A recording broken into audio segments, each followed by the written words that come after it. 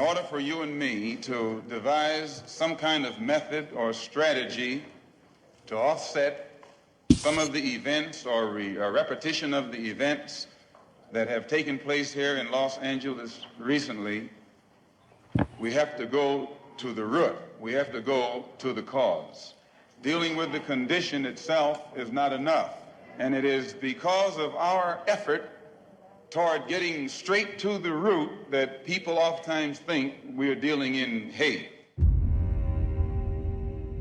We are oppressed. We are exploited. We are downtrodden. We are denied not only civil rights, but even human rights. So the only way we're going to get some of this oppression and exploitation away from us or aside from us is come together against the common enemy. Who taught you to hate the texture of your hair? Who taught you to hate the color of your skin to such extent that you bleach to get like the white man? Who taught you to hate the shape of your nose and the shape of your lips? Who taught you to hate yourself from the top of your head to the soles of your feet? Who taught you to hate your own kind? Who taught you to hate the race that you belong to? So much so that you don't want to be around each other. No, before you come asking Mr. Muhammad, does he teach hate, you should ask yourself, who taught you to hate being what God gave you? And I, for one, as a Muslim, believe that the white man is intelligent enough. If he were made to realize how black people really feel and how fed up we are without that old compromise and sweet talk. Stop sweet talking him. Tell him how you feel. Tell him what kind of hell you've been catching, and let him know that if he's not ready to clean his house up, if he's not ready to clean his house up, he shouldn't have a house. It should catch on fire and burn down.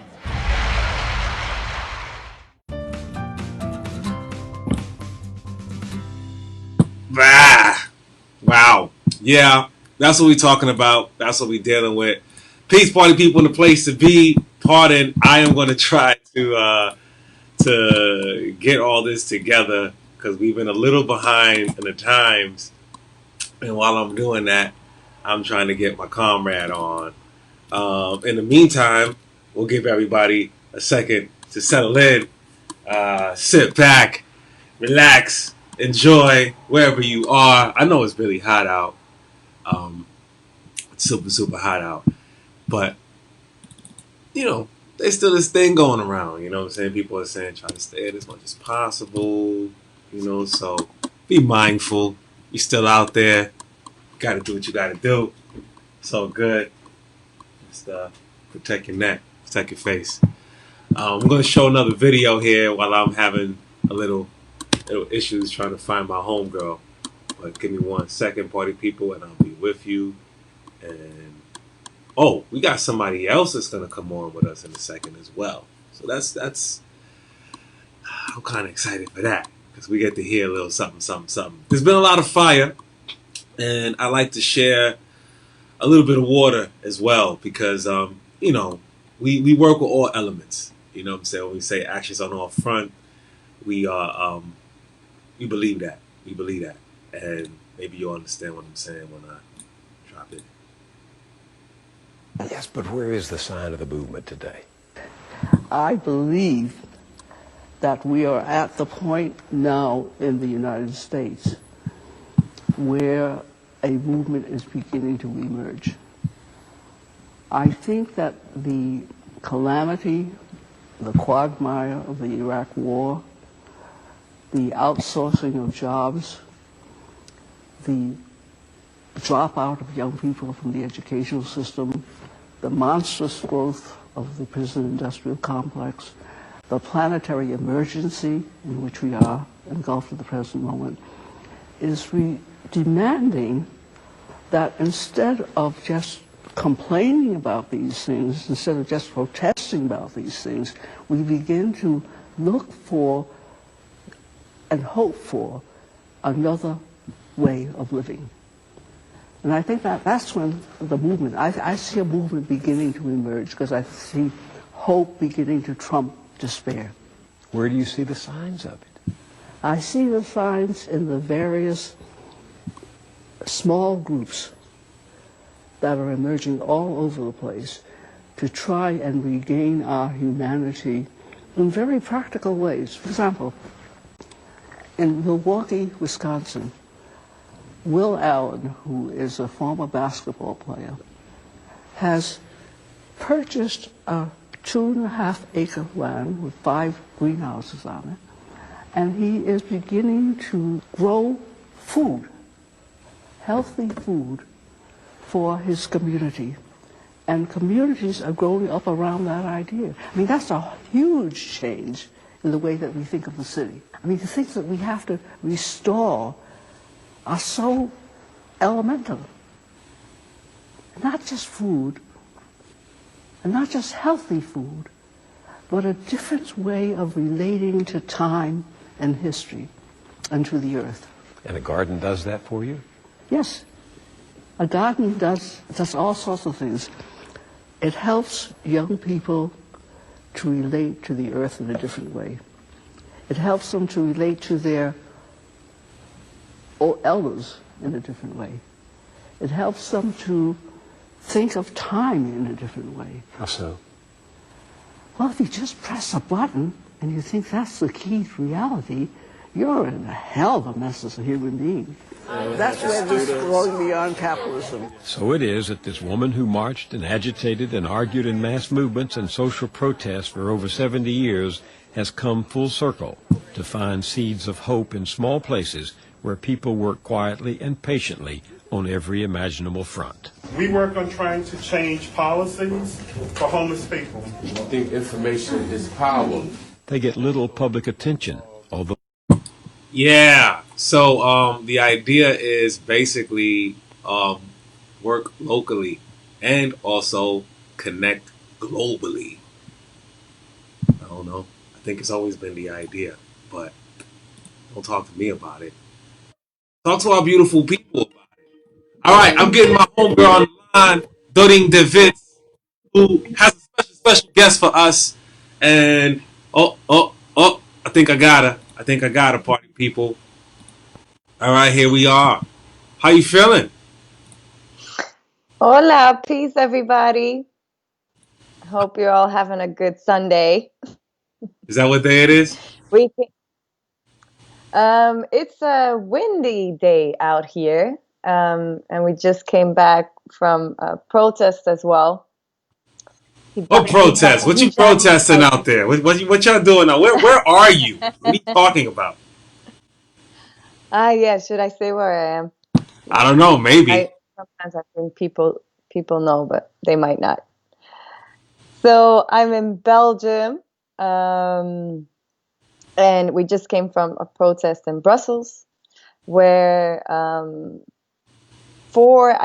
believe it was 4 beautiful young ladies organized this protest in the city center, and we were protesting I'm searching my words, making sure that actually young women can't honor their religion and can't wear a headscarf if they want to in school. So the court decided again that it was all right for a school to say that they can't wear their hijabs and can't, express their way, how they feel about their religion. So that's what we were protesting, because it is definitely still a problem here in schools, not all schools, but certain schools, also job-wise and so on. So that's what we were doing earlier. Wait. What year is it? Is it 2020? Did I wake up and is it another year that I missed out? Are people still? What are we doing? We're protesting to have our freedom to express ourselves with one of the most ancient, precious gifts known. Yes, that's true. The life and so-called humankind. When people say, "Your God," right? Your religion, your spirituality is between you and your God. That has always been the case since the beginning of time, but we are protesting to have that right be understood by institutions. That is that what you're telling me? You're telling me that they don't Yeah. understand this inalienable right? Wow. Okay. Yeah. 2020, right? That's what we in. Because I think 2020. 2020. yeah. Yes, we would be surprised. We would think we're at least a couple of 100 years off, but no. Wow. Yeah. That sucks. So Yes, what's the progress? What's absolutely. the list of demands? Is there anything that we know or that we can say or share that is being asked for, or aside from the freedom to wear a hijab? Like, are they like? Is there anything else that people are saying? Yeah, so obviously freedom to wear what people want to wear, and no discrimination against it. Because that's also obviously a reality in job market, but also in housing market. So it's not just at school. This was around a decision of the court for school, but it's obviously not the only institution in which it's a problem.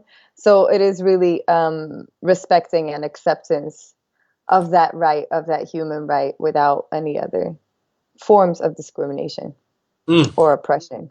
mm. And how many people would you say came out today? There were a couple of thousands what I What? saw in the press. So there wasn't a clear number. I had a feeling like 3, 4 thousand, something like that. Wow. Yeah. Congratulations. That's not bad. Yes. Yes. It was a beautiful, yeah, beautiful protest. A lot of led by many, many women. That was another beautiful thing to see. That was actually very similar to the march about a month ago for Black Lives Matters here in Brussels. Mm. But we have to keep fighting because the articles you see coming up in the Facebook feeds, and that's why we keep telling people we do Maroon Mondays. So you're so invited if you want to organize a study with us, because you see the things popping up like in the feeds of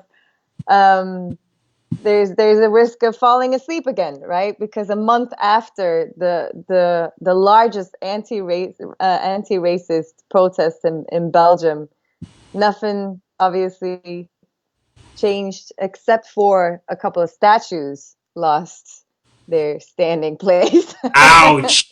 And there is definitely dialogue, and I mean, we know that the people who have been fighting for this for years and decades, they still continue. So there's a lot of fighting, but we need more people to join the long-term fight, is what we keep saying, right? And what we keep inviting everybody to.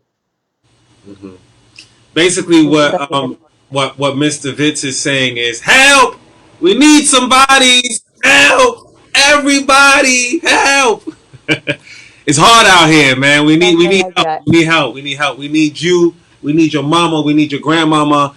We need anybody who's out there who can pray. We need people who can slay. We need people who can walk the way. We need people in every walks and ways possible to make this revolution sustainable and happening, because it is happening. But we want to keep it happening for a long time. And we want to make sure that we study up, we learn up, we do it up, so that we don't fuck it up once again. If we believe that we are part of this human race, I think that's what they call it, some kind of humanity. If we are one in that, we can study our history and say, damn, we're a part of that as well. We're a part of the problem, we're a part of the solution. So on the humanity side, we want to continue to focus on being a part of the solution. Um, and that's why we try to share some militancy of El Hajj Malik El Shabazz with the light and hope and understanding of Grace Lee Boggs, right? So we got the fire, we got the water, we got it all. We'll burn your motherfucking house down and put a garden right around it so that we can have food to sustain the revolution. So recognize that we are not playing around. Mr. Vince! Absolutely. When you What's said good? What water else is good? spirit, I thought of Bruce Lee, and then you put Grace Lee Boggs, which made so much sense. Ah, yes, yes. See, I don't tell even my co-hosts what the hell I'm doing. You know why, party people? Because I don't know what the hell I'm doing. I, so once I get the memo from wherever on what I'm doing, it happens. So we thank you so much for being patient and making this beautiful, brilliant fire water happen. Mr. Vince, what else do we have going on here today? What is happening in Brussels? Well, What's happening around the world or your world? yes, I do want to give a shout out to Khadija Aziz, who's one of the beautiful women of the Aziz family and the space, which we also have good news about. I'm not going to say more than that. I think we should invite some beautiful queens to share that news. Maybe. Hold up. But June 30th is public. It's like we can say something, right? Or no? Am I? I think we can say. I think we should. Okay, I think we can say something. It's very exciting, very exciting. All of you know that we've been working with our revolutionary matriarchal sister formation out there, Les Space. And Les Space was under heavy attacks last year, right? Just last year, probably towards the end of the year. Towards the end. There were a couple of things, the windows got broken. They always have been under pretty heavy attack from. Oh, I'm not sure if everything is heard still, but Uh-oh, I'll you just can't hear continue. nothing? No, not again. Now it said broadcast interrupted. All right. Well, we keep talking until they end our broadcast because I think it goes like a little. Oh, So you I can just I see it going on again, but I'm not sure if there's it's all right. We audio. live. We good. Okay. Well, people, let us know if you hear us or not. We're trying to figure it out. Yes, we hear you. We hear you. We hear you. We hear you. I got my fact Cool. right here, but they can also tell us what's good over there. Yes. You were saying about the space spirit. Oh yeah, and the past year has been really hard. It's always been a struggle, definitely, to stay alive as a formation, very independently as well. And then obviously there were some things happening, including gentrification, so that made them close down earlier this year in February. Mm. But, and I'll pass the word to you. But what's really exciting, because we talk about dismantling a system of oppression in the face of terrorist acts through gentrification, through trying to silence us in many ways, we shall always and continue to prevail.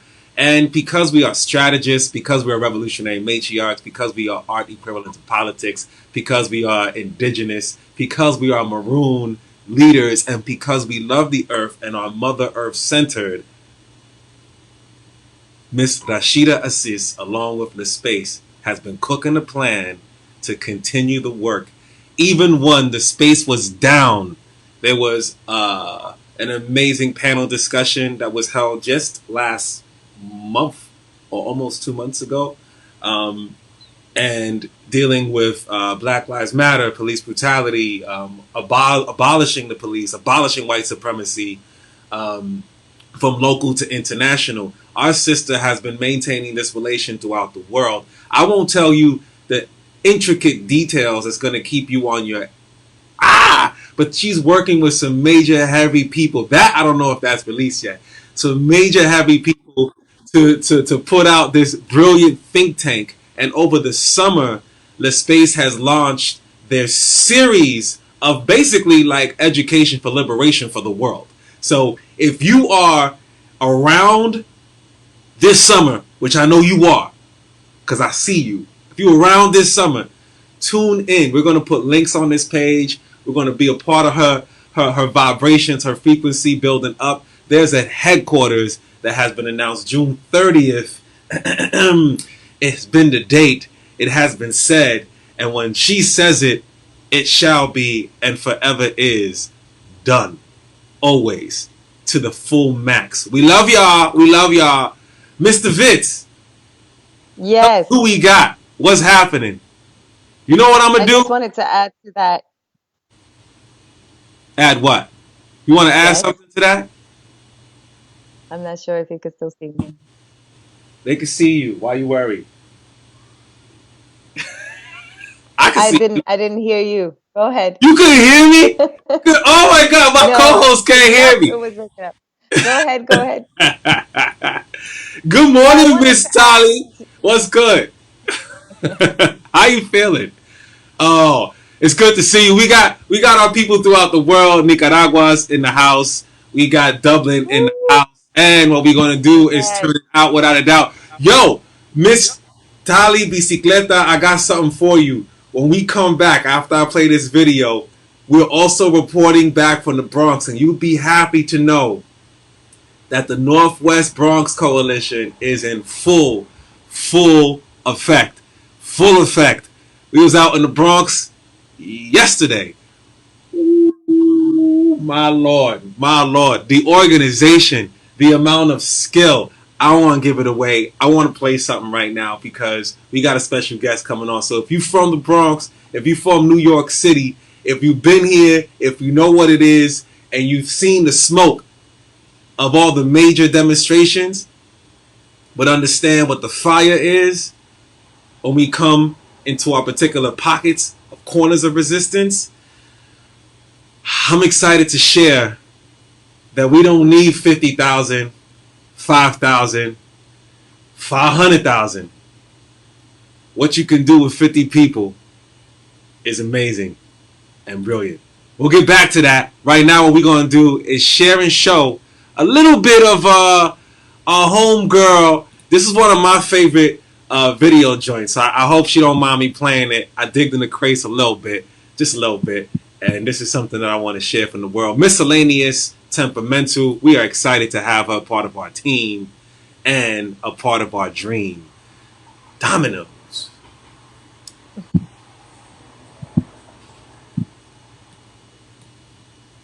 That's me.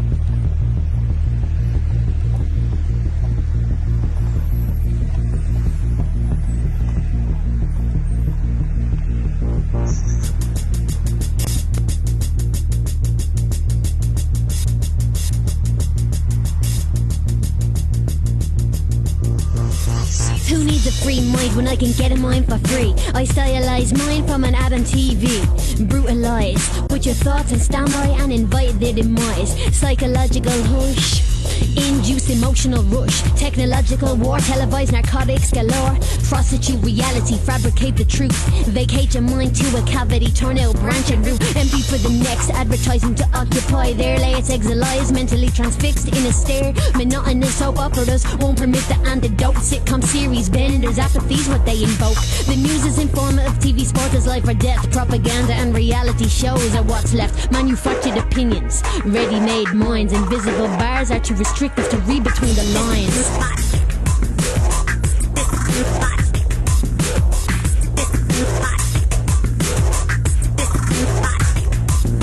Systematic, parasitic, public psychosis. Media carnage is organized to provoke us. Intrinsic, cohesive, repellent, righteous and rigorous. Christ of society without penance, please deliver us.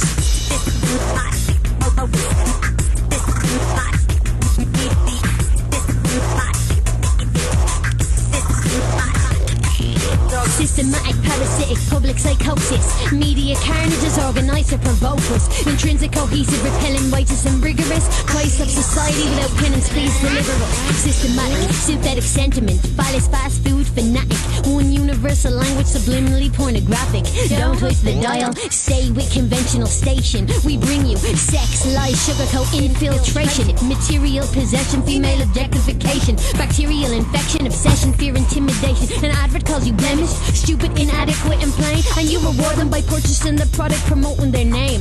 Don't need another corrosive coronation episode. Hypnosis to erode the abyss with false bliss and pessimistic mental risk. Slashing general gist, no specific direction, a vague sordid social impression. Brain dead being, rigor mortis in your head, comatose conscience, program puppet, swallow what you fed, poison my mind. I'm way too inclined to absorb all the lies. In agreement, my name is signed. Sell your soul to the mind. Now a beginning has begun. Ignorance is bliss. Couldn't care to give a damn.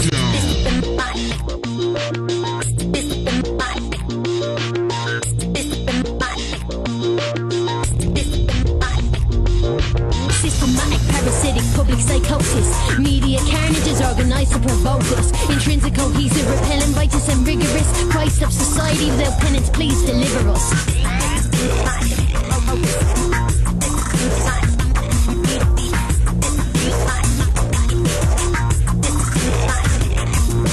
Systematic parasitic public psychosis. Media carnage is organized to provoke us. Intrinsic, cohesive, repellent, righteous and rigorous. Christ of society without penance, please deliver us.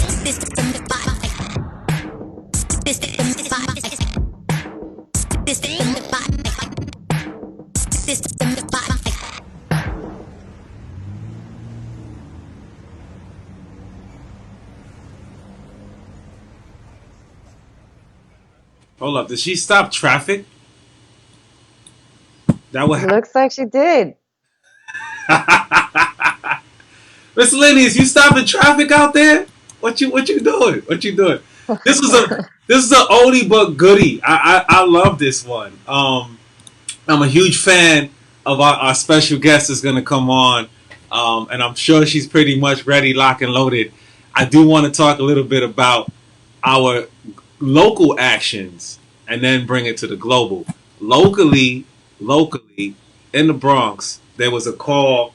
If you remember, we put a call out for July 4th, July 4th, and we said, come out wherever you are. This is the continuation of the black and brown unity from the Young Lords and the Black Panther Party on June 14th. They made a statement that they were going to continue the actions and intensify and continue to organize, and rise. And it was also a test of, where people are at. You know what I'm saying? Like you mentioned, sometimes you have the smoke. The smoke is good. The smoke look good, 15,000. And I'm going to tell y'all, I need to continue to be out there. I ain't saying you got to be out there marching, but you got to continue to do the work. We've been doing this work for decades, right? And we've seen comes of waves and storms and blah, blah, blah, hoopla. But what it is what it really be is the fact that we don't go nowhere. We still out here. One thing that's very, very important, you can tell who your children's children are, right? So one quick assessment, maybe that might bring some context to this conversation. Nothing against the beautiful people that are joining our movement today, or who have woke up yesterday and heard that there was a revolution. It's all good. No disrespect to that. That's dope. We welcome you. There's also classes to go through to continue your study and your practice on. We out in the field, right? So you can see us. Meet me outside. We'll be out there. But sometimes it's really important to align yourself with your elders, a group of counsel.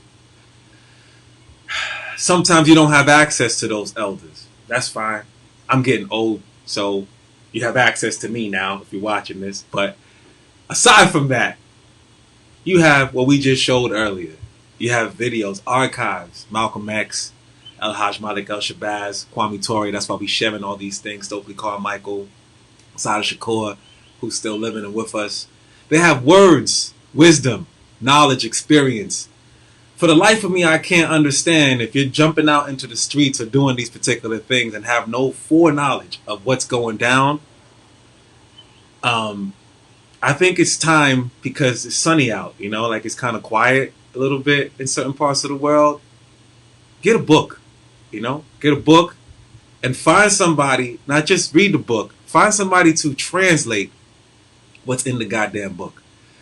The misdirection, miseducation leads to reformist ideology. It's really important. The misdirection and miseducation does lead and can and usually will lead to reformist ideology. You can tell that our beautiful group of people in the Bronx of 50, it's cadre, right? Know what time it is. Don't got to be on 14th Street.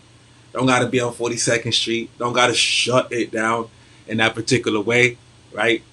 These people been doing the work. Not only have they been doing the work, we, they, us, the elders are still with us, helping us, nurturing us, giving us tools to doing the work. We started our manifestation, our congregation at Moshalou Parkway, right across, not too far from where I went to high school, DeWitt Clinton, and Gates Place, right? Headquarters of one known facility where the Young Lords and the Panthers used to have a building to organize out of. Then there was another community center. People were also utilizing that space. Right? And Brother Shep spoke. You know, I love Brother Shep. When we talk, he get into his zone. He be getting into his zone. So he was like, you know, Clove, the organization was right down here. And part of my live streaming, because I need to figure out that device, which is why we're going to start asking all y'all for money, because we need to figure out how to up our game. But I was also told that I shouldn't be live streaming because I'm too old to live stream. So, but that's cool. But we need somebody to be out here to live stream, okay? And tag us. Yeah. But it's news, direct news, right? Right here. Real time. That's what we need, real time. But I'm reporting back. That's my job right now is to report back from the field, right? Because we can't be out in the field telling people we out there. We can't tell people what it is. Gates Place and Moshalou Parkway, the people that were speaking, I also don't want to disclose too much of their information, but there are various organizations. Definitely I know that Who's Public, Fierce was out there, Fury, big up to Mustafa, big up to my man Hector, Amaru, Blue Dream Radio was out there. Some of the youth that they trained was out there. Blue Dream Radio, my man Hector was also part of an organization that my homegirl also organized with, Tali, who is now in Nicaragua, Northwest Bronx Coalition, doing a lot of work on developing young leaders for tomorrow with these organizational skills, strategies, tactics, right? How to be an organizer. They were setting up like schools in the community when it wasn't popular to organize, how to be an organizer. When Grace Lee Boggs talks about gardening, I don't play that shit by an accident. These cats are talking about environmental injustice, asthma in the Bronx, figuring out green spaces, taking over spaces, reclaiming spaces, teaching young people how to do that. How to do that, because that's a survival tactic. How to grow your food, how to compost, right? We've been doing this simultaneously for decades. So when we come out on the streets, we come out to share what we've been doing and inviting everybody to continue to do the work that we've been doing. There's one thing that responds to what's happening. There's another thing to respond to what's been happening to us. Different, right? The idea is surround yourself with elders, a council, because all of the organizations that were there, New Black Arts Movement, Fierce, Fury, right? We are all Dominicans. There's another organization formation. There was individuals that represented those formations. All of these people take back the Bronx. What up, what up, what up? They were out in the building saying some real anarchist, radical stuff. I love it. I love it. I love it. Young people, right? All of us, when Brother Shep was speaking, and he's in the Bronx organizing, he was like, shout out to Panama Alba, a young lord who was also giving workshops in spaces that were not office spaces, right? These were spaces that, I mean, we had Panthers for years and young lords for years in our home studio apartment teaching us, telling us about the Zapatistas, telling us about self-defense, telling us about community organizing, community control, giving us options, alternatives. So we can't help but be militantly pissed and not surprised and naive and reactionary. We cannot help but do that. But I will say, everybody else, please help yourself to not do that. Don't do that. Don't go out there rah, rah, rah, rah, and you don't know what the demands are, right? The demands are to abolish policing. The demands that we have are to abolish the prison industrial complex. The demands are to abolish white supremacy, not to coexist with it, to kill it, destroy it, dismantle it, at the same time to prefigure a new society where we all live in it. Those are the demands. Those are the demands. Be very clear of why we are here and why we are queer. Understand that, all right? I just wanted to say that. That's a quick report. We'll get back into it. There was some things happening. The KKK Piñata. It was all crazy out there. It was crazy. It's crazy. But it started from an action because there were nooses found in Van Cortlandt Park. If you don't know why people was out there. They were found in Van Cortlandt Park. And there were some excuses that people were saying, oh, it could have been, Con Edison. Sometimes they work out there and sometimes they have this rope and they tie things. That was one excuse. Okay. All right. That was one. All right. Oh, it could have been like a previous piñata or something. Somebody was playing and using the rope and they kind of tied something and, that could have been that.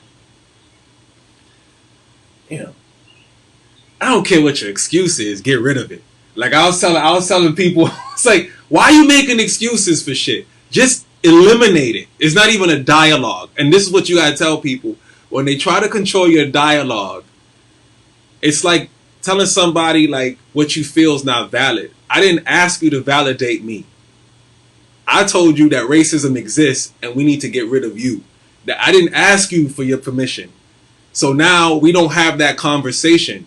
It's get the fuck out. That's the conversation. Like, we're not living with you. We're not allowing that to be in our community. So we out in Staten Island, if y'all don't know. I'm from the Bronx. That's a long way from here. We out in Staten Island and we trooped up and we said, let's do this. Let's get this popping. Let's support our brothers and sisters. And it wasn't deep. It wasn't deep. I think towards the end when we gathered at the park, maybe 100, but when we was marching down, we did a whole tour of racist institutions talking about education for liberation, right, stopping at DeWitt Clinton High School, telling about all these other institutions like churches that were locked, church schools and stuff that were locked during this time of COVID. And we didn't have access to these community spaces that could have housed, that could have helped supported people with proper social distancing. There's no place for people to go, and what they're talking about in certain things of development is putting more malls, having places for people to shop. We don't need people to shop. We need people to fucking liberate themselves. Like, we don't need shopping institutions. We need educational spaces that we can have access to. And actually, fuck that. We need to control these spaces, right?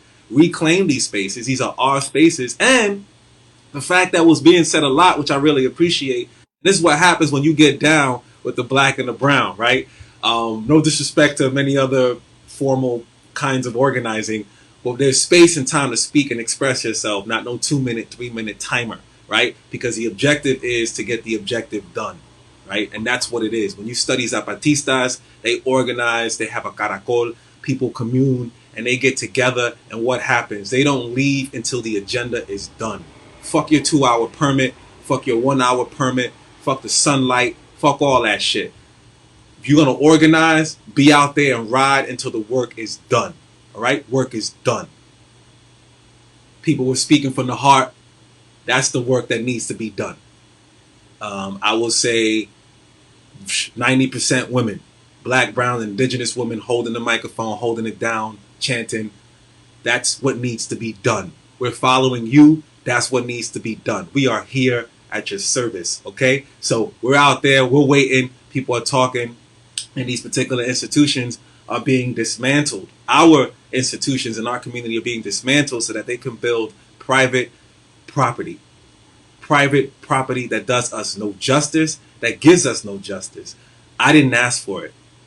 I want to see the signatures from the community that people said they want another BJ's or Petco or wherever the fuck. It was just right down the block, just 10 blocks away. There's another mall, and 10 more blocks is another mall right on Broadway. How many malls do you need within our communities to have access for people to feel good about their shopping? Stop trying to distract us. We don't want your distraction. Get out of our communities. We need to breathe. Breathing starts with education. Know how to breathe, because we're gonna be underwater for some time. Learn, okay? That's all I gotta say. I'm sorry. I'm sorry. That was my report back. I'm sorry. We got other things to do. Oh, my homegirl Maisha was there in the building. Boop, boop, boop, boop, Yes, boop. She has some. That's right. that's There's good. no excuses for that shit. You know what time it is. And we also talk one more thing that's really important, because when we started organizing these Maroon Mondays, I want to give a huge shout out to Maisha, because one thing I loved about her analysis, when shit started getting crazy out on Burnside and Fordham Road, all y'all who know me and y'all know what we talking about, y'all know what we talking about. When they started talking about we vandalizing our community, that we're deliberately taking it out on our community, or whatever the hell they was talking, blaming it back on us, basically. I mean, saying like you guys don't care about your own shit. That's bullshit, and people spoke out against that, and I want to hear more of that, because there's no time in those major protests and demonstrations to address all these issues, because some people have to talk about what they're there to talk about, right? There's no time for it. But what we have to let people know is, yo, we didn't do that shit. And from the very beginning, we had a conversation. I spoke to my homegirl, my, and she was like, I don't believe that was us. That's not us. We didn't do that. Why would we do that? We did not do that, right? And talking about the slumlords or landowners of those particular lands getting insurance money and all things that could happen behind that. But no one questions a system that's not here for us. But they question us when we try to change the system to be appropriate for our living conditions. I don't understand how that's a conversation. I tell you, you tell them shut up. The dialogue, and you tell them to shut up by studying up and understanding what the hell you doing out there. Because if you don't know what you're doing, you're going to be having the wrong type of arguments. Don't get distracted. Don't get distracted, all right? Remember why we're here and what we're here for, okay? Our manifestations are manifesting. Yes. What you got to say, Mr. Vince, before we bring our homegirl on? Because I don't want to listen, I don't want to get us fired from live streaming network. So From far, so Facebook? good. But, I'm just saying, no one else could fire us, but they could. Somehow they know how to take our shit off. But whatever. Doesn't really matter. Anyway, the point is, So far, so good, I see. so far so good. All right. So, Mr. Vince, Yes. I'm going to get our homegirl on. I say this to say, if we out in the streets, you out there doing your thing, you know what I'm saying, and you see for some reason that we are drifting away, just a little bit, drifting away from where we need to be. I don't care what the manifestation is, what the proposal is, what the manifesto is. Let's make sure we steer it back. Back to the music, back to where we are. We got miscellaneous Yes. coming up Spiritual, on. miscellaneous. And I just want to say hello. Pieces. I'm sorry. You already know the dialogue, so we're putting you in the middle of the conversation that we're having, because we know you would appreciate it, but also that you could contribute to it. So we're gonna get to all the other things.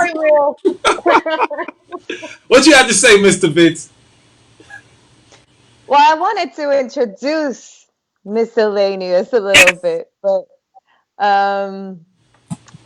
yeah, spiritual, feel free to add whenever you want, although you sometimes take the mic and don't give it back. Like an MC does sometimes, but all you had to say had to be said. That's the only reason why you had it. Sorry. No, that's cool.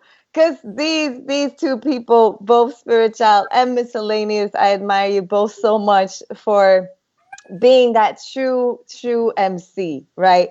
Master of ceremony, people, is what it meant in those days. And there's another MC, Ria. See, it goes through all generations. Really master of ceremony, holding a crowd and giving so much wisdom, and you both do that in your music. And I just want to give you the mic, Elaine and Miscellaneous, to say, where did it start for you? The love for hip hop, but also the love for liberation, right? Because that's one of the things that our paths come back to as well, again and again. Can I add something? I'll promise. Yes. Can I add something? Okay, I want to share and show the world this. This is when you talk about the what you talk about miscellaneous. This is why one of the reasons why I played that. I hope you don't mind me playing that. One of the reasons why I played that way. Let me see if I can switch my thing because I don't have the special other thing. I got this right here. I got this right here, and I got this right here. You know.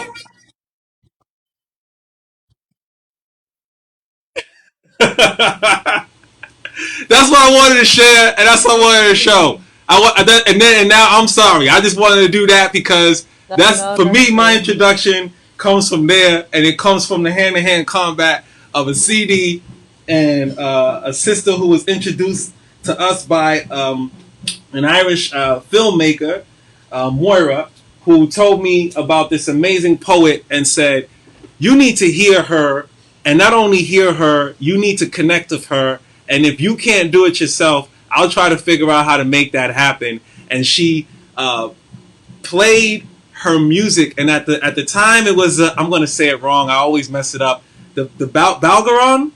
Sauron.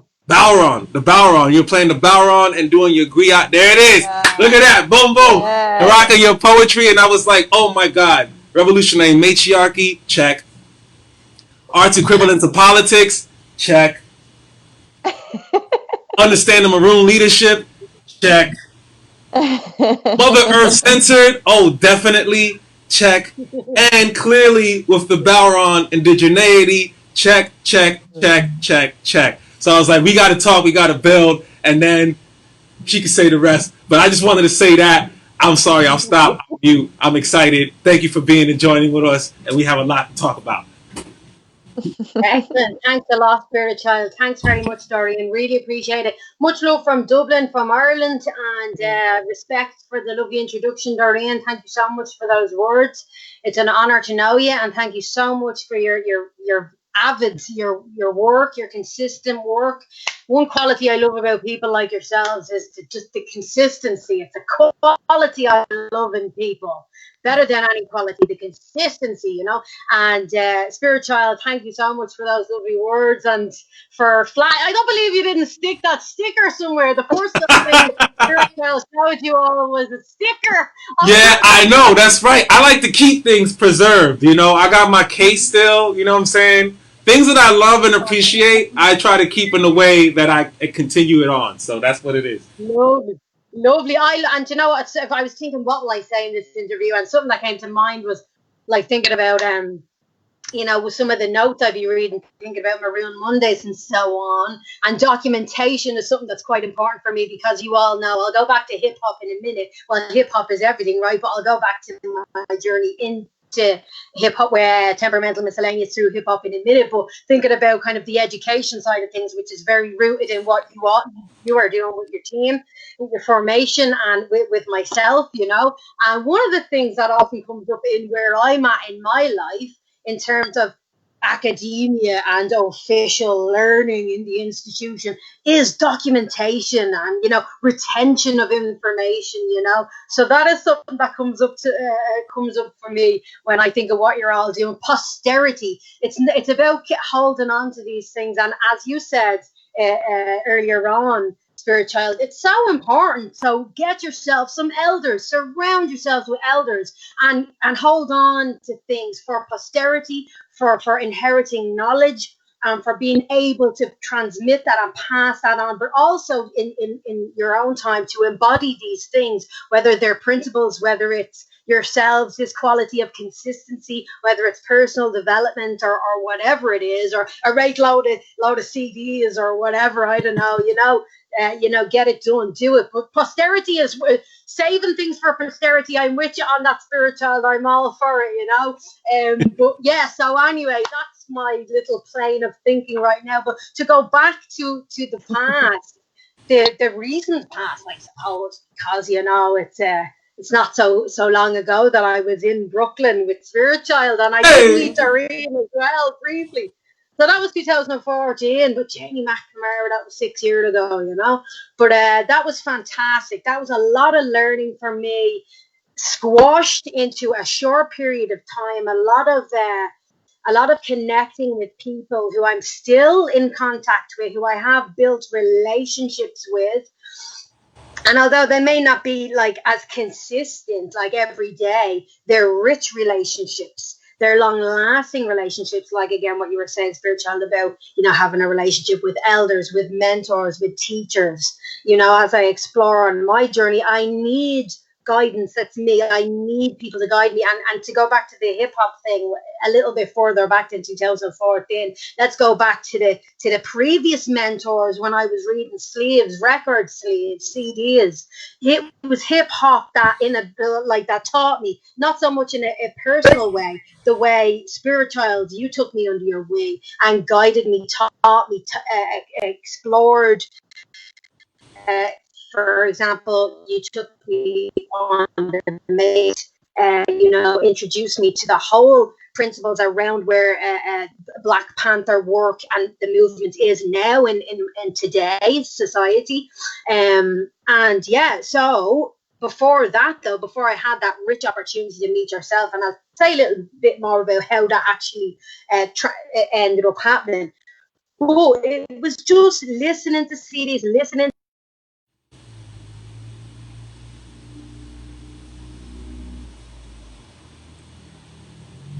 Gangster, all these hip hoppers, and it was a big deal. It was important. Hip hop reared me up. Tapes that were, bounced or whatever, and shoved into your letterbox or whatever. Here's a few new tracks and stuff like this. So it was very much like that. Very much, I love the cultural movement, the hip hop. Why? It spoke to me immediately when I was introduced to hip hop when I was about 11 years old.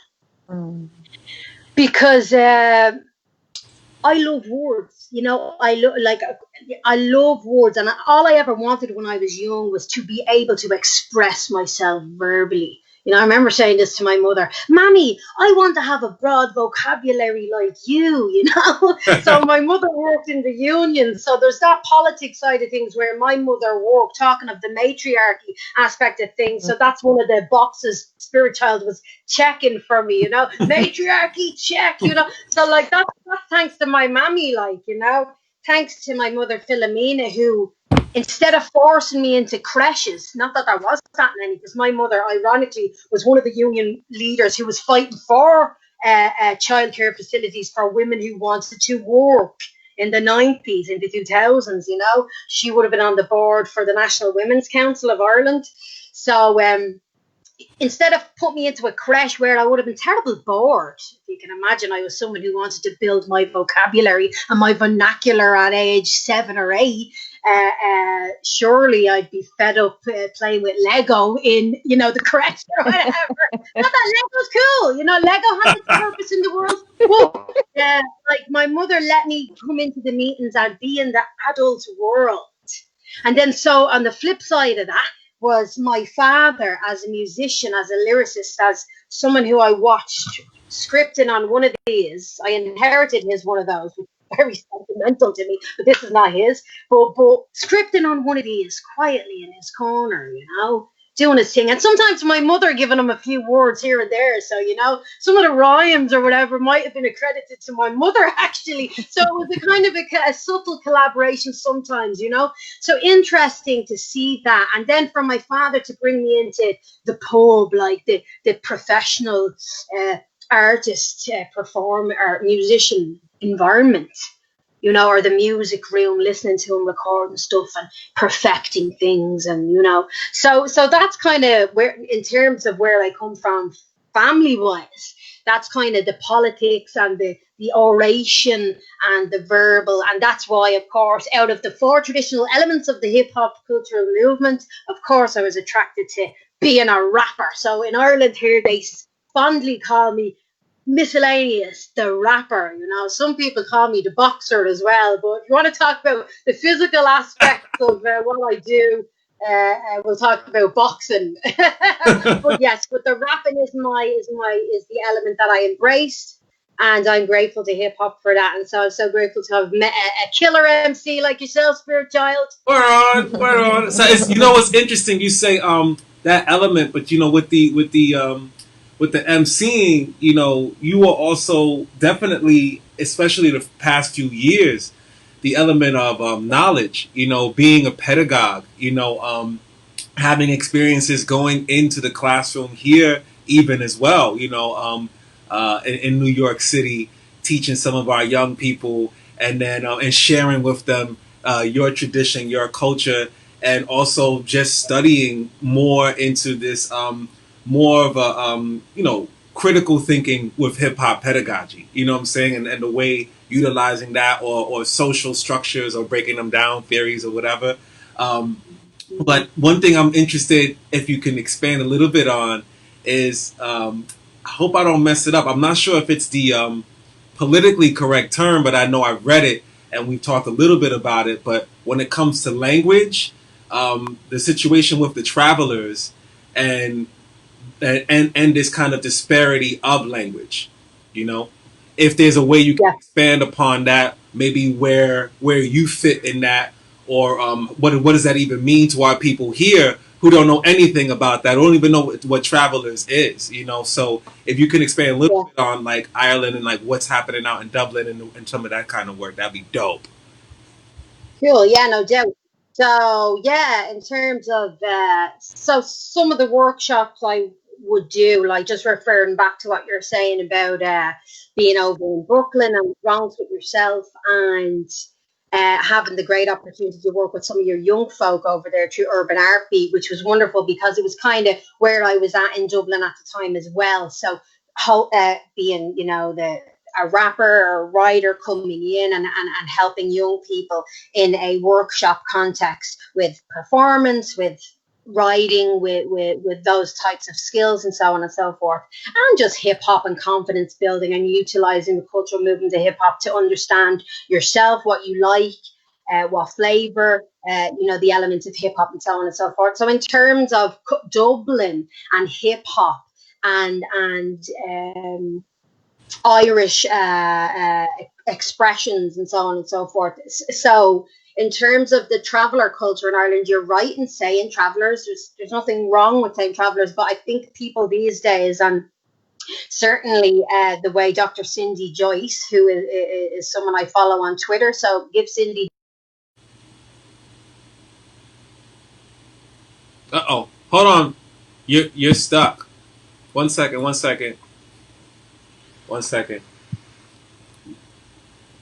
I was getting messages that we couldn't hear, and now I can't hear you.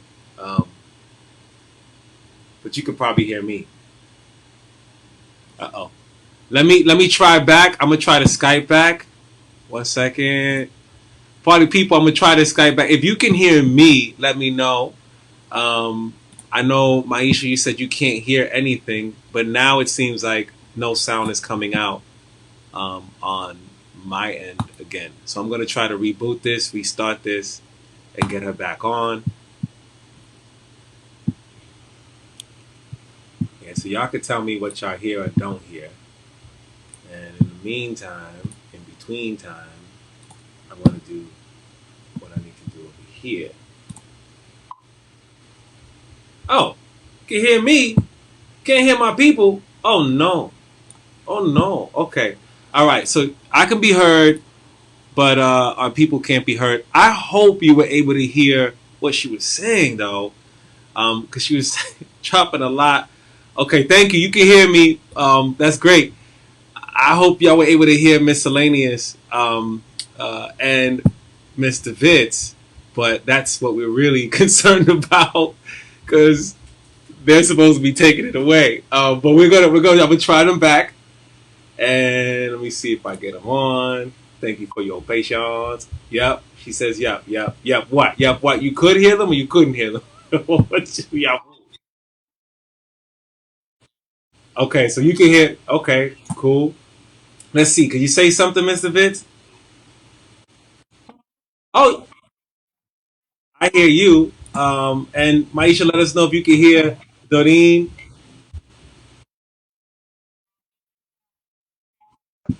Temperamental, miscellaneous. She was Now, you sharing her guys, amazing. you know what's really cool about this is that y'all switch now. Yes, Elaine, you were we on my switched on left, my screen too. and then you were Doreen on my right, and now we switched it up. She hears me, but not y'all. I don't understand that part. Okay, because I can hear y'all sometimes. That's weird. I'm still here. Yeah, I think I hear myself on Facebook now. You hear yourself? Okay, cool. So we're gonna. Okay, she can hear. All right, cool. We're gonna Yes. we're gonna go through it. We're gonna go Thanks, back. Angela. You were thank you. What up, Ali? I hope you guys have been enjoying your time together in this summertime transition. Okay, now we can hear y'all. Now we're good. I think we're cooking now. Now, you were see, I like to take these times to be like I think it's important to educate the world and all that and like learn and grow. But I really as a selfish student, I like to learn from myself as well. So you were putting me on to the term travelers and all that. And that's what we kind of lost you. So could you Okay. expand upon that a little bit? Right. So, an educator called Dr. Cindy Joyce on Twitter taught me this. The term traveler is okay, a term that apparently settles people. So people who don't live the traveler lifestyle. So some people say the traveling community, and I'm kind of sure that that's not correct because not all traveler community folk are traveling. Correct, right? Are Mm-hmm. you with me? So I think it's proper to call it traveler. Now, I'm a settled person. I'm not a traveler, but I do know many travelers. But that doesn't really make a difference. You need to have, I suppose, deep, intimate relationships with communities and have worked with communities for a long time to understand such a long-standing culture in our community. And we're talking about the traveller community being the indigenous ethnic minority in Ireland who are totally disadvantaged, worse than any group in society. We're talking like education wise, living wise, running water wise. People said, like, one thing that was interesting, what Dr. Cindy Joyce said on Twitter was, um, now maybe it wasn't her, but she retweeted this, right? It was, and they wonder why, and I mean, oftentimes, like, for example, I mentioned Dunsink Dump in one of my songs called Buckley Donna, which refers to bold boys, which is discussing the likes of the young traveller boys who go to the boxing club because boxing is part of their cultural expression. So for settled people to come along, right, and I'm getting heated because it is touchy, for settled people to come along and give it all this saying, traveller people choose to live the way they live, which is violence, bare knuckle boxing, all of these cliches that are perpetuated by the media and by hatred online and by people of all walks of life, and I mean of all class stratifications in Ireland, have traveller hatred, hatred, fear, terrified. They're terrified of travelers. Travelers are some of the most. Now there are different. Types of traveller community in Ireland. Some are travelling, or some are settled because they've. Again, I don't want to be speaking for this people, but I'll tell you what I know from some of my friends. Some will have settled because the state will have supported their um, mm, them integrating into society, right? So the welfare will help them, or the state, the government will help them. Uh, through a few different means. Housing, so they might end up living in a house, which oftentimes goes against what traveller folk actually want. They want to live the way they want to live, which may be on a site, on campsite, together in communities. They want to keep it tight knit, but they want their ethnic choices around how they live, how they work, how they function in society to be respected, but they don't want to be completely excluded. So going back to what I was saying about what people tend to be mouthing off about online regarding travellers, people say they choose this, they choose to live that way. Can we accept those people who are privileged in that we're looked after without any questions asked? We're not convinced to live a different way. We're not convinced to accept certain structures in society. We do what we want to do.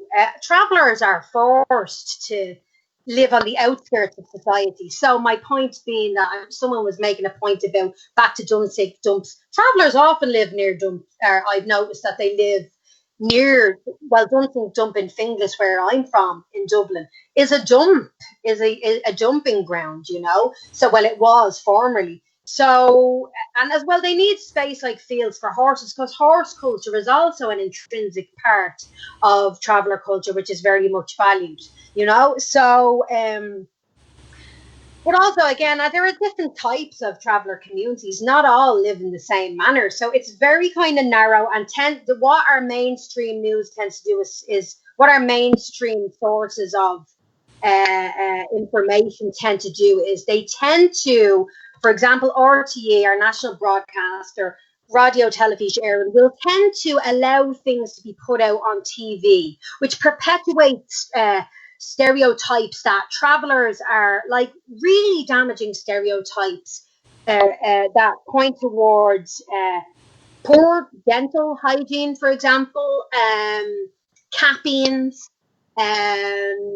violence, poor ability to communicate.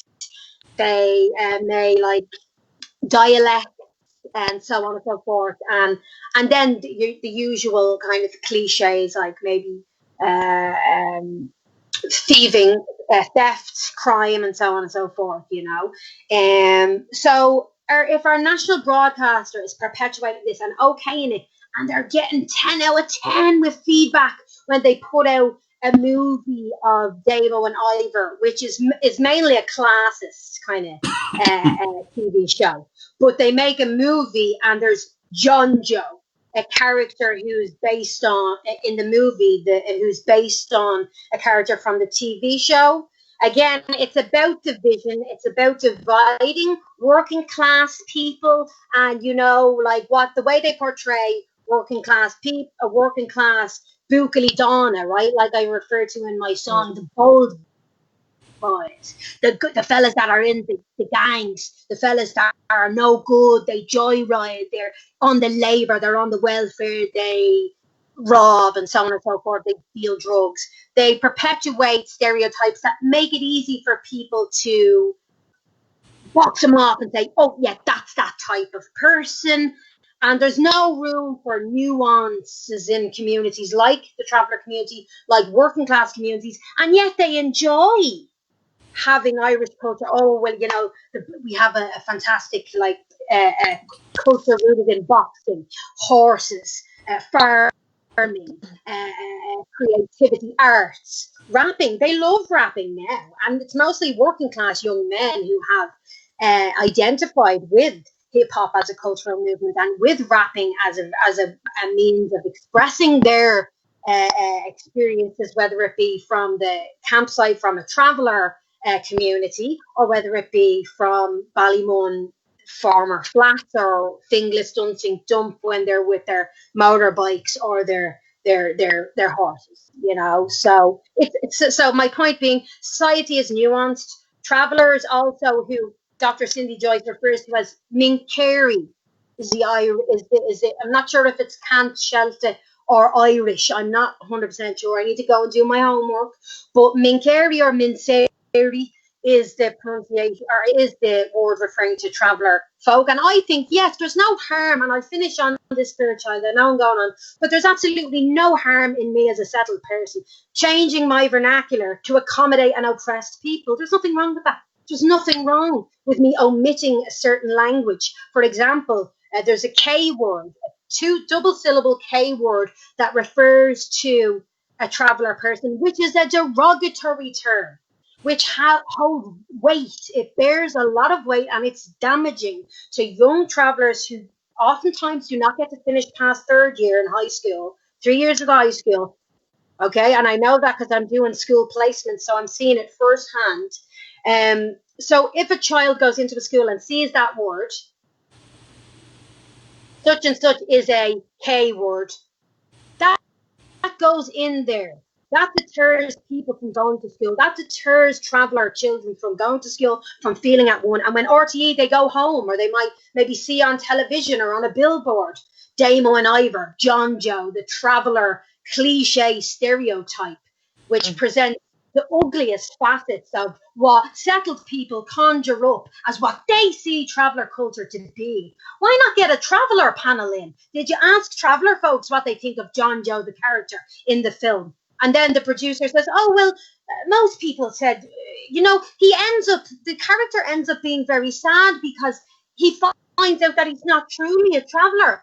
That's not okay. That's not okay. Get a panel of travellers in and give them funding, give them access to school, and let them write their own narratives. Don't write the narrative for them, and don't write my narrative for me, Yeah. Yeah. Nice. Yes. Absolutely. Absolutely. Positively. We're speaking of these institutions and struggle, and for our people out there who don't know, sometimes when I go out to places, people go, oh, you're doing that thing, like you're going out to Europe, and sometimes they're like, I don't know why, sometimes I get people being like, well, there's no black people in certain places, so why there's nothing but white people out there. And I'm like, okay, well, that's not true, but also cool. And just specifically like what we're doing, right? And re-galvanizing and getting the attention of people and telling them about the Rainbow Coalition and what that means to us. The IRA, right? The struggle in Northern Ireland, right? Civil rights, the connection. Our history goes back. Our history goes back from the black and the green. You know what I'm saying? Our history goes back to even civil rights activists making a delegation out to Reverend Daltrey, going out with a few other black nationalists and different individuals in the struggle, ranging from black power to like civil rights, from Malcolm, the theory of Malcolm to the theory of Martin, all of them going out there to figure out how to connect, how to support. And Bernadette Delvin, Mikowski coming out and supporting, and this connection, right? And even so much that the Harlem chapter of the Black Panther Party wanted to give Miss Bernadette a key to their facility because of how connected, and every time she spoke and every time she was out there against injustice, she was so strongly an advocate for the Black liberation movement.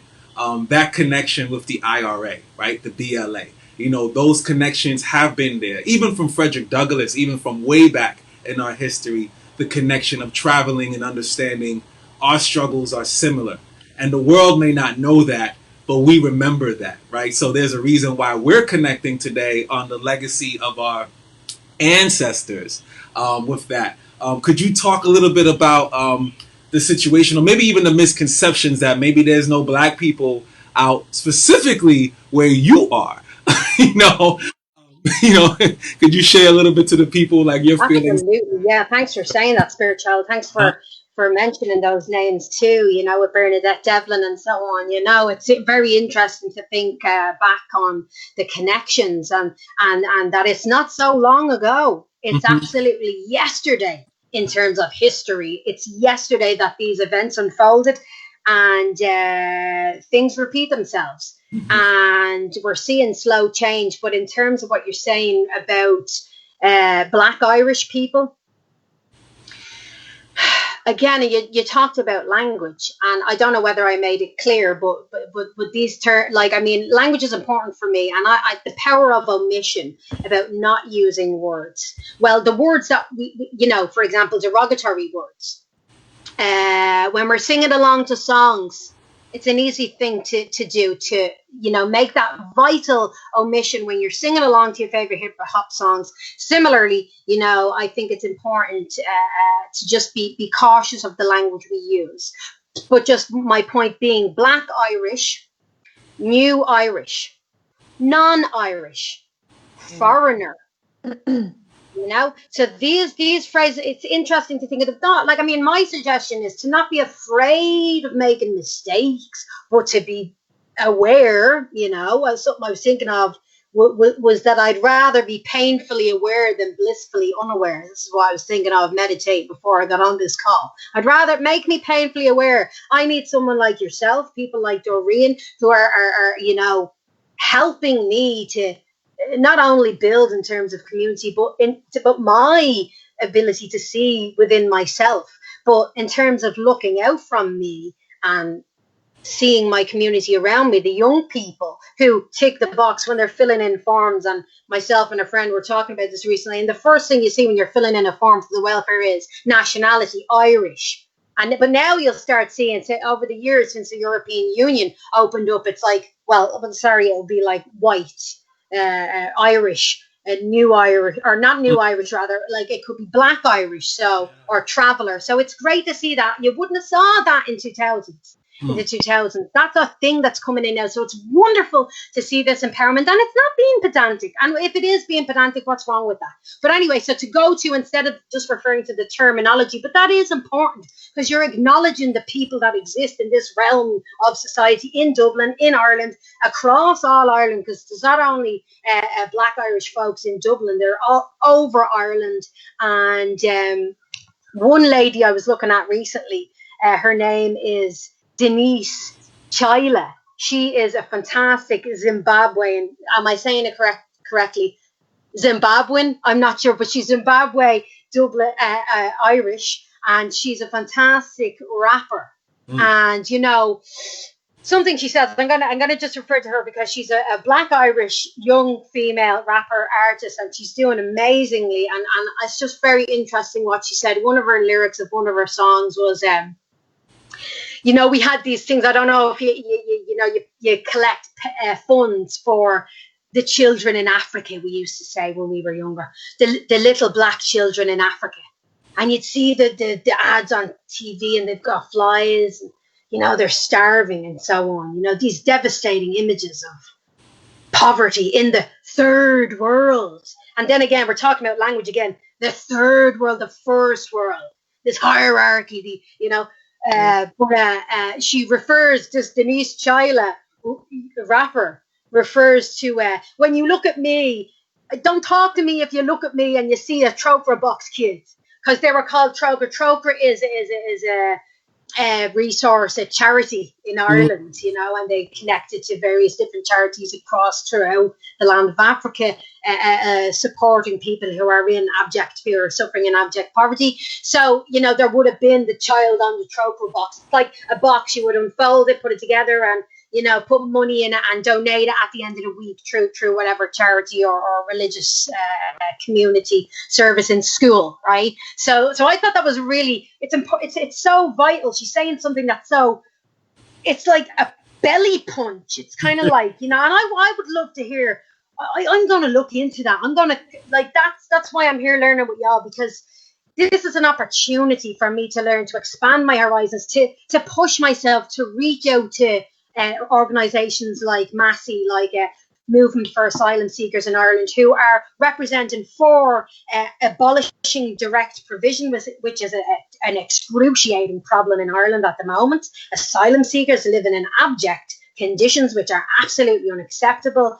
Not, you know, even my mother and myself were talking about this. People who came to Ireland when the European Union opened in 2004, many who are coming, even asylum seekers who are coming from trauma, are coming and they're not even being supported. These people, our guests, are coming to our shores, and they're not even being granted the ability to have their own cultural aspects of their culture that are important, dietary things, for God's sake.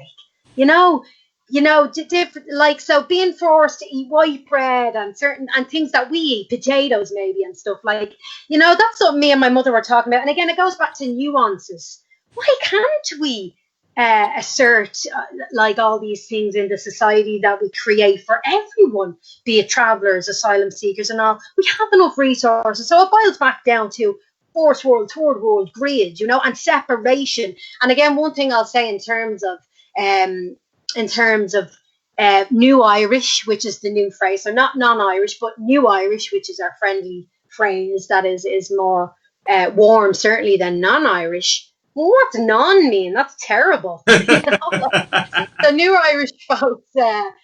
So what tends to happen, I've noticed, is like, for example, like with Parnell Street. I'm not sure if maybe you have Little Italy, I think, in the Bronx, right? Yes. So in Ireland we got right. So in Ireland, it's like I'm not sure. Again, it may be derogatory, but I'm just saying this to make you aware. Little Africa. I don't think the Black Irish of Dublin call Parnell Street Little Africa. I think it's white people who call it Little Africa. And I think it's quite. I mean, what's little about Africa? There's nothing. So anyway, so I think this awareness is wonderful, and I think diversity is fabulous. And I think that although we're starting to appreciate diversity a lot, and our education system is dope, and one of my friends did say it, in fairness, in terms of new Irish folks coming into education, there's a lot of racism experienced. There's very few Black Irish in my institution, and I mean, it's a systematic problem, but I think you have to encourage people to come into the arts as well. See, I'm in an art institution, so it's about putting out that extra bit of effort, not only resources in terms of money. You got to encourage people. Make sure you're going out of your way. If you're on the board, if you're on the panel of an institution, go out of your way, seeking New Irish, seeking Black Irish. We need more Black people. We need more brown people in skills. We need travellers. We need to listen to their narrative. And again, just to say on that front, I don't think anybody's using the phrase whiteness in Dublin, in Ireland at the moment. So I'm not afraid of that. And don't be afraid of a word. Whiteness as a word and as a concept is probably very much misunderstood, feared, and probably people are resistant to it. But I'm just throwing that word out there because I'm becoming aware of my whiteness. I probably said a load of white things all the time that I was talking to you, and I'm not aware of it, spiritual. So I need someone to reflect back what I'm saying. So anyway, but shout out to the Denise Chyla young woman I'm talking about, and there's another young man, a project I want to start up with the help of yourself and your wonderful partner Rosa, who I call mentors. Absolutely, and I'm so lucky to be under your wings. One project that I'm starting up with the help and the support of yourselves, the guidance, is that I want to start this kind of maybe podcast, maybe something a little bit like this, Hey! And yeah, totally. So I want yeah, for sure. Like, this is where it's at. And I was thinking that it might be interesting to talk about direct provision, to talk about traveller culture, to talk about traveller racism, to talk about anti-asylum seeker sentiments that our community is saturated in, the failure to integrate people into normal society. Why can't asylum seekers just live normally, like me, for example, on back to education allowance, and be allowed to thrive and teach us about where they've come from? I would love to talk to people. Now, I may have the opportunity, for example, with this podcast I'm going to be doing, I may have the opportunity to, as a maybe a leader in that project, invite people and seek out people in an official way to communicate with them and give them an opportunity to share with us, so that I can learn, like what you were saying, spiritual. I will learn through that. It's not a selfless thing. I'm not giving someone a soapbox or a platform. It's me. I need to engage and learn myself. I need to be free to speak, but I can't be free to speak unless I know the language of someone else's heart and experience. And for that, I need to listen. And that brings me nicely back to hip hop. Hip hop taught me not only to rap and rah, rah, rah, I'm telling you a story. This is me, my belly button theory, me, it's all reflexive. Or no, it's actually I'm learning to listen and read the sleeve and oh, look at those lyrics. Wow, this person has a story. I don't identify with that. Like chain, whip. I never got any of that lingo, but I learned what it was through time by listening what all of the vernacular of the African American culture was in terms of the hip hop lingo and so on. So I feel very connected to that. But of course, I'm disconnected by my where I'm at in the world. But here we are, connected in spite of that. So thankfully, we're able to connect through technology, and I'm absolutely delighted to be here. Yeah. Yay! And one of the ways, Elaine, we've been also connecting is with Maroon Mondays. So I wanted to ask you how you feel the need for Maroon Mondays is, or how you would explain it, not just to mobilize, right? Because we're in moments of where lots of people go to the streets, which we absolutely want to continue, but at the same time organize as well. And like you were saying before, study, build community, come together with people, create our own medias, right? Like we're doing. So if you could share a little bit about what you see the need for mobilizing and organizing, and how that is in a way fulfilled for you, I think, for Maroon Mondays. Totally, absolutely. Thanks, Doreen. Yeah, Maroon Mondays. I mean, look, I suppose I'll just go back to saying when I met Spirit Child, because maybe there's a gap in time there, right? So I think it's pertinent for me to mention that. And it's something that Spirit Child that you often say, you know, people need to be really ready for it, don't they? They might be willing, like 75% of the way, but you kind of have to be full on in there. Now, the way I've learned is like a slow dripping way of learning. So back in 2014, I was lucky enough to be called on to do this TV show called Connected, where 6 women were featured and their lives were quite juxtaposed. Like I was working class young rapper coming up, and I was homeless at the time. So thankfully through that I got a little bit of financial support to go and visit Spirit Child. So it's thankfully through that that we got to connect and so on. Except I wasn't socially ready. I've often said it. I wasn't emotionally or socially ready at that time because I was in homelessness. So I was in a women's transitional house. And after that, then when I departed home to Ireland, I kept doing what I had been doing with Spirit Child over in Brooklyn.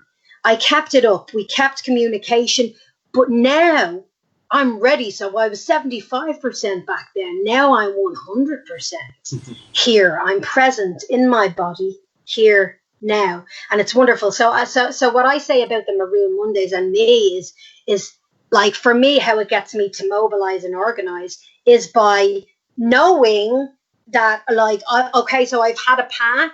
I have all this nuance in my story, but it's brought me here. And I'm really grateful that you didn't give up on me, Spirit Child. Fair play to you. You're a true mentor. You're a true elder now. You're a young elder now. You're a young elder. You're a true elder. And you held on and you didn't give up.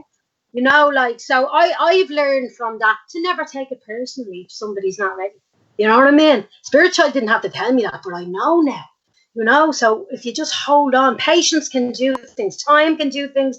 But I think the balance between what Maroon Mondays is offering me is you don't have to be a slave to time. I don't have to wait for someone to do something with movement for asylum seekers in Ireland. Maroon Mondays is making me understand, I can actually do something, and something I saw on one of the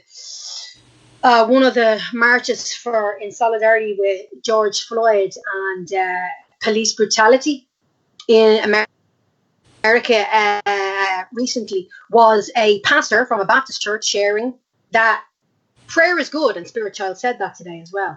But sometimes we pray with our feet So we show up. So so that goes back to the boxing. That's why I'm doing the Women's Boxing Society, and we do it guerrilla style. We do it out in the park, in the Phoenix Park. You know what I'm saying? So we don't need any facility. We don't need an institution to be within, to be contained. So I don't need a classroom when I'm in Maroon Mondays. I can be here like this. How rich is that? And I can appreciate that, because when I fit the criteria to be eligible. That course word eligibility. I'm entitled. I'm an access student, so I have access to schooling. So that makes me appreciative, because third level education wasn't like in the bag for me, where it is for some people. Me and my mother often say, middle class people in Ireland, that's the way the class system is. Working class, middle class people will often say, when I go to college, this is when they're in 5th or 6th year in high school, working class people say, if they even utter the word college, So I have an appreciation for learning. I was very lucky in that my mother and father were able to help me to be an autodidact, to be self-taught. So I teach myself. That's a great quality too. Maroon Mondays is helping me to embellish that quality, to activate me. So that refers to the mobilization. You can't have mobilization on its own, as I've learned in some of the homework. Do your homework. Some of the homework I've learned. Mobilization on its own is me going 1, 2, 3, 4, open up the case door, and going home and having dinner. But organization is me having many people to take over. 1, 2, 3, 4 when I go and I eat my dinner. That's why. Or That's to a have great example. to have class to discuss new chants or new vernacular or new ways of, or maybe someone else is going to chant. Maybe I'm going to sit back. Maybe I'm not going to present the podcast with Massey. Maybe someone else is. Maybe one of the Black Irish young men in the Afrobeat or Afro trap crews is going to ask me questions about my whiteness. Or like one of my colleagues in Maroon Mondays asked me the other day, when did you realize racism existed? Ask those uncomfortable questions. Thank you, Maroon Mondays, for giving me the space to engage with questions like that, because I want to grow, because I want to grow up, and I want to see myself truly and see others. And so it's great technological classroom space, opportunity to connect with yourselves. Look, I've got guidance. You're my teachers, and you're my mentors, you're my elders, so mad respect. And hopefully I'll be able to be available for others when the time comes. So thanks for listening to me, Stuart, Child, and Dorian. Hey, Thank of course. you. We love your enthusiasm. We love your energy, and we are so happy that you are not 100%. You've been 150% ready and riding and showing up, and we see you, we recognize you, and we are just as privileged and honored to be any kind of wind or support, just as much as you can feel the breeze that's flowing from above and below and around you. So we are definitely becoming one element. We love that. And we're going to continue to rock and vibe and do our thing. And we can't wait to support your projects. And I will say this, during the month of Black August, Rosa and I have been plotting to, for many reasons. We talked about keeping this up for till the summer because of COVID. That's the reason why these kind of programming things started. But one of our other goal was, as revolutionaries, as we always do, was a hidden agenda was to have other people take it on. So eventually, if you can consider particular cadre throughout the world taking 1 week a month and sharing that way, we're only on once a month or maybe once every 2 months. And then we hear stories from around the world. So you actually, without even having the conversation, are moving into the zone of graduating to the next phase of taking over 10 wins and practice run. It's going to be in August, and we'll figure out how to pass you the key, and you can hold it and do what you got to do. Amazing, beautiful. That's it. That's the spirit of it. Lovely and delighted. And hopefully we'll be able to, and I'm working because, Spirit Child, I know you're a very humble person and all, but in fairness, you're one of the most prolific artists I know. And so I'm so honoured that we'll be working in a collaborative way in the traditional manner, in where I'll be rapping on some of the beats you make. And I Yes. certainly hope you'll be laying down a few verses as well for an EP or something. So the updated version of a well Yes. awaited EP or collaborative work. So I always forget to talk about Doreen knows. I'm always forgetting about the art part, and I mean, because we're always like, "Rah." But yes, you are absolutely right. We have some tracks, some things cooking in the storm. We're right now working on the Black Panther and Young Lords soundtrack, which is interesting. And ironically enough, before that came up, we were talking about for years to work on to build off this theme of the black and the green. So I think it fits perfectly with our rainbow coalition that we are right now existing in. So we're ready to ride. We're gonna do it. Versus everything. Let's go. well, it's nearly gone. We're so close. Right on. We thank you for joining us, and we actually was really fun Thank and you so ironic much. is that you're gonna come back. We're seeing you in just a few hours. We don't like to be too secret to our people, but usually it happens that we're meeting again. But the meeting platform that we're meeting in just a few hours is actually a spiritual platform. So we're not just talking to talk about being holistic with our revolution. We are taking time to heal ourselves, to listen to something that's greater than us at the moment, which is our ancestors and the spirit of their energy. So we don't invite everybody to those spaces.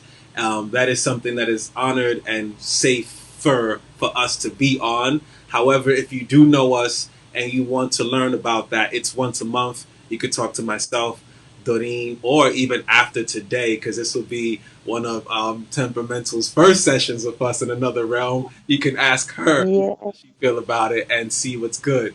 We're going to prep for that, and we're going to make that happen. We appreciate you sharing, lending, giving your mind, your art, your talents, your strategy.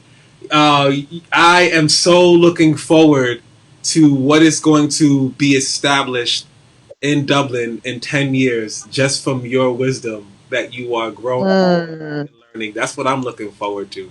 So I'm really Thanks excited. so much for having faith in me, and I'm so honoured to engage with our next meeting later on. And thanks for inviting me. Great talking to you both. Thanks for playing dominoes, by the way. Thanks Yeah. for keeping my first record, Proletarian Restitution. Yes. Yes. Yes.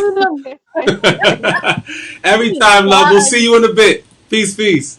yeah, no doubt. Welcome. That's our sister. That's our comrade.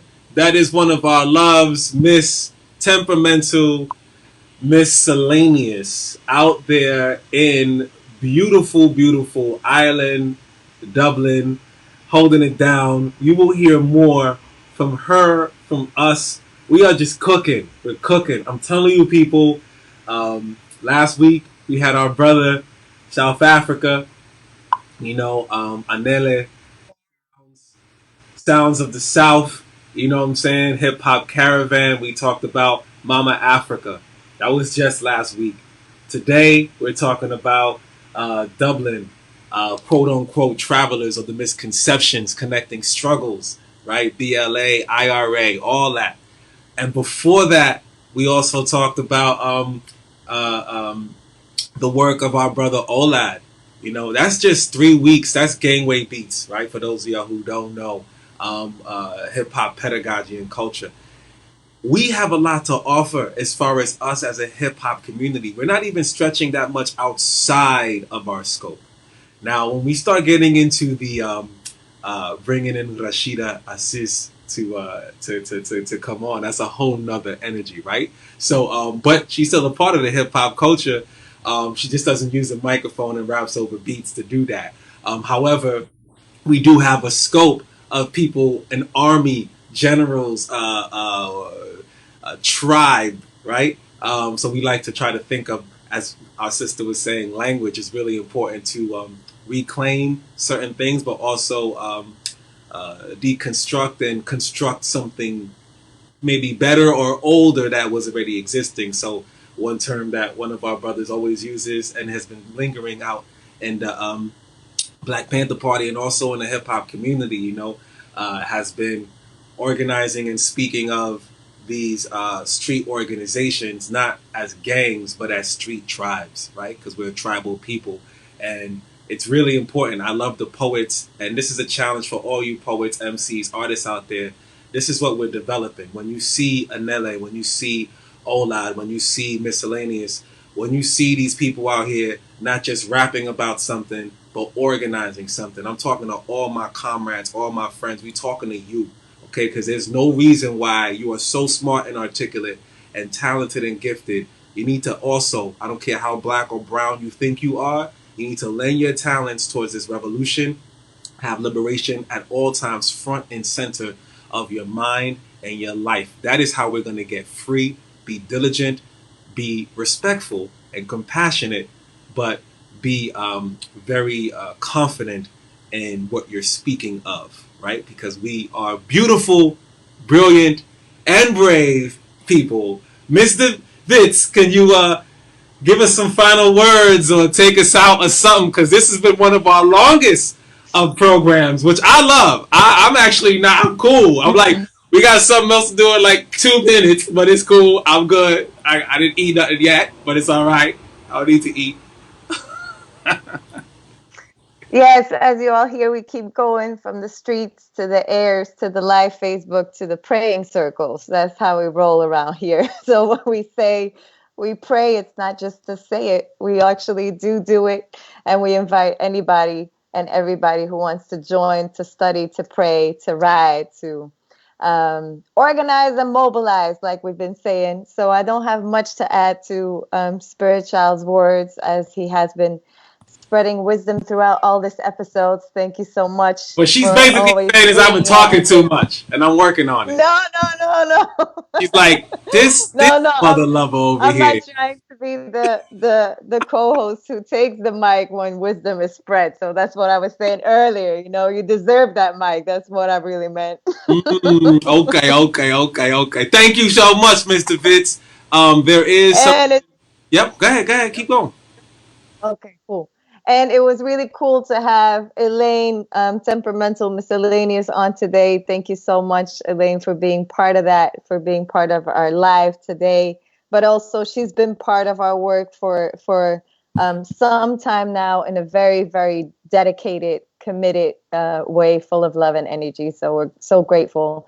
As we're connecting the struggles, right? Like you're saying, Spirit, Black and Green, there's so many connections that people are not aware of, that we should know more of, and how we are connected. Yes, indeed. Yes, indeed. Yes. And we are working on a few things. Thank you so much, Mr. Vitz. And we would love for you to join us. I mean, I don't know how many times we can say it or should say it, but I think not until everyone does it, we maybe have cadre force. Now, we're not asking for much. We're not asking so many of y'all to join us, because we actually don't need that many. We just need you to be focused on what you're doing and combine your foci with our foci, and maybe we can get somewhere together. That's what we want to do. We want to share the work, so the work is less. Period. I guess that's share the work, so the work is less. That's it. I mean, we don't. I think it's just sometimes we make it complicated. It's like, bees or ants in a colony. Like, we all got to work together, and then we make shit happen, and without like stressing and burning other people out. I do want to take us out on something, because we do have the babies, right? And I do want to say, like, sometimes they may not allow this to play, but I think it's cute. We were talking about our young people and developing curriculum for our young people. And I'm so happy to say that my child, I say this for many reasons, my child graduated homeschool. And what that means is I am not teaching every day in the traditional sense of teaching, and we can actually breathe a little bit on that, you know. And I do want to share a little bit of what we actually have learned or are learning and ways of learning. You know, YouTube can be a very important sometimes focus if you need to consider the multiple intelligence, but not rely upon it to be the only source of intelligence. So I do want to share something that we have played. Again, they may take this down, but if you are live with us, you'll be able to see it. Mr. Bissett, you want to say something else? Because I know how you Belgians are. Y'all say bye like 5 times. No. I'm No, cool. no. I'm good. I caught you. Caught her. You saw that, 40 people? We caught her. All right, cool. We're going to put the video on. You got caught. You got busted. I said my You ain't last go. words. You You know can't how I go do. nowhere until. Getting my charger so I could see your video. Oh, is that right? Okay. Party people, we're going to close out with this, and we love you. Remember, we are here for you no matter how hard we may sound or seem. We do it all from love. My mother is an Afro-Indígena Maroon, which kind of means, she's from Harlem, the Bronx, and she raised me. She a black Puerto Riqueña Jamaquino woman, you know what I'm saying? So if you're from New York City, you know what it is. If you're not, I guess we apologize in advance for sounding the way we sound sometimes, but it's all love. It's all love. It's all for our love. And it's definitely black and brown love. So I just want to say that we're open, available for dialogue. There is no space that we wouldn't have for you. You know, we need everybody, and I mean that. We have people on our Maroon Mondays who are just learning about what revolution is. We have time to break that down. We need to have time to break that down. Who are just now learning what organizing is. We have time to break that down. I got to hit up my brother Blue Dream Radio because we talked at the rally and manifestation yesterday about sharing that we're going to now extend Maroon Mondays, maybe even while we're walking, but definitely in September, sharing Maroon Mondays for the young people. And we'll figure that out. We don't know it all yet, but we'll figure out how to break out into groups and have the different cohorts. And really, obviously, it's organizing the parents, right? Because the parents may be watching in, and you know what I'm saying, if you're already an organizer, but you can help facilitate that process, have a dialogue, further dialogue. We want to have something where we share what we've been learning throughout our time and make it accessible.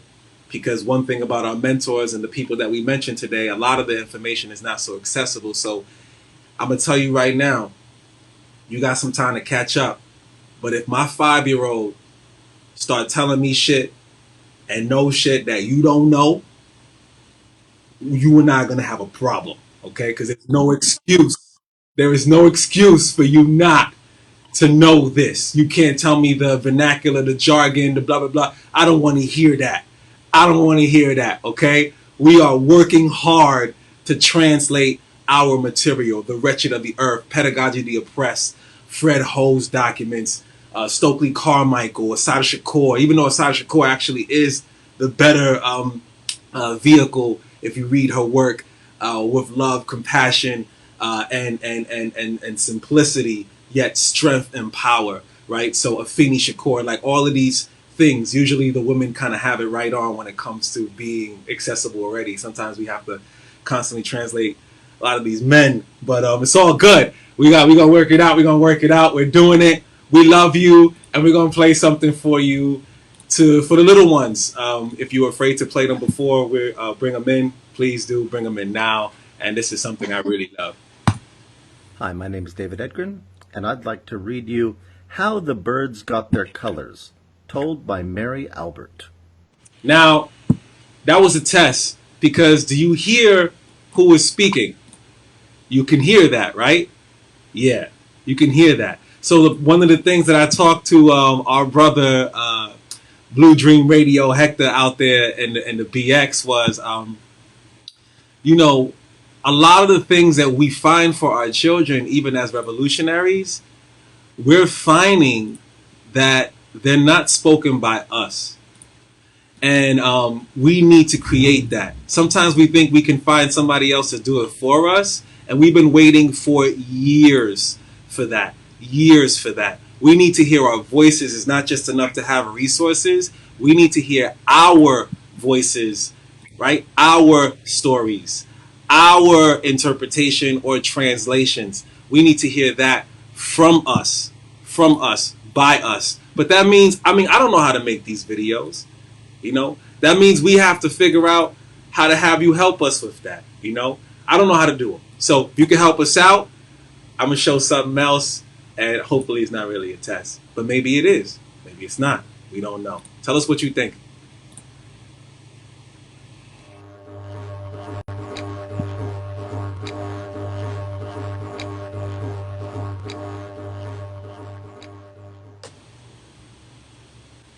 How the kangaroo got her pouch. Mother kangaroo was finding her baby, young Joey, a real handful. Whenever her back was turned, he would go hopping away to explore. She was afraid that one day she would lose him. One morning, when Joey and his mother were feeding in the plains, a weak and very old wombat came crawling towards them. "I am sick and blind," he said. "I am hungry and thirsty, and I haven't a friend in the world." Mother kangaroo felt sorry for him. "I'll be your friend," she said. "Hang on to my tail, and I'll take you to where there's water." So off they went. It wasn't an easy journey. The old wombat kept letting go of Mother kangaroo's tail, and Joey kept on getting left behind. But at last they came to a water hole, and the old wombat drank and drank and drank. Then he started complaining again. "Oh, I am so hungry. I am starving. I haven't eaten for days." "Hang on to my tail," Mother kangaroo said, "and I'll take you to where there's some nice grass." So off went again. This time, the journey was even more difficult. The old wombat kept losing his grip on Mother kangaroo's tail, and Joey was tired and cross and wanted his mother to carry him. But her little arms were too short, so they struggled on. At last they came to some lovely lush grass, and the old wombat ate and ate and ate. Mother kangaroo watched him, happy that he seemed, at last, to be enjoying himself. Suddenly she froze. She stood very still and very straight. Her nose twitched. She sensed danger. A moment later, a hunter, carrying a boomerang, came running towards them. His eyes were on the wombat. "Unless I help the poor old thing," Mother kangaroo thought, "the hunter will kill him." She jumped up and down in front of the hunter to attract his attention, then went bounding away across the plains. The hunter told himself that kangaroo steak would be a lot tastier than stringy old wombat, so he ran after Mother kangaroo. He flung his boomerang at her. But Mother kangaroo could run faster than the hunter, and she kept out of range of his boomerang.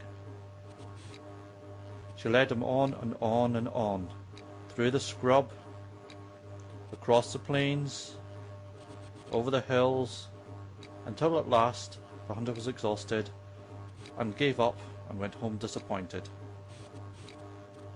Then Mother kangaroo went hopping back to where she'd left her Joey and the wombat. They weren't there. Mother kangaroo was distraught. She rushed this way and that, looking for them. She looked in the scrub, behind the boulders, and in the shade of the trees. She kept crying, "Joey, Joey, where are you?" And at last she saw him, asleep under a gum tree. She cradled him in her little arms. "Oh, Joey," she whispered, "I thought I'd really lost you this time." She asked him what had happened to the old wombat, but all Joey could tell her was that he sort of disappeared. What neither Joey nor his mother knew was that the weak old wombat wasn't in fact a wombat at all. He was the spirit of the Creator who had come down to earth to find and reward the kindest and gentlest of all animals. The spirit of the Creator decided that no animal could possibly be more kind and more gentle than Mother Kangaroo.